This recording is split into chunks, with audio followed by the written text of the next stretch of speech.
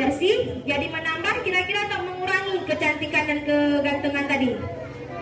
Mengurangi. Jadi sama-sama mulai sekarang kita jaga kebersihan. Jadi yang pertama tadi apa? Kebersihan di diri. Yang kedua, di mana lagi yang perlu kita jaga kebersihan? Kebersihan ke kelas. Di kelas masing-masing kelas sudah ada jadwal piketnya? Ada. Jadi yang bertugas, misalkan hari Senin, siapa petugas piketnya? Itu datang lebih cepat boleh, atau melaksanakan piketnya saat pulang sekolah untuk besok, mungkin dia takut terlambat datang boleh. Harus dijaga kebersihannya, jangan sampai guru pertamanya masuk, ibu sering tuh pas lihat di dalam kelasnya, ya Allah, di bawah kursi masih kotor, tidak ada yang piket. Boleh nggak itu?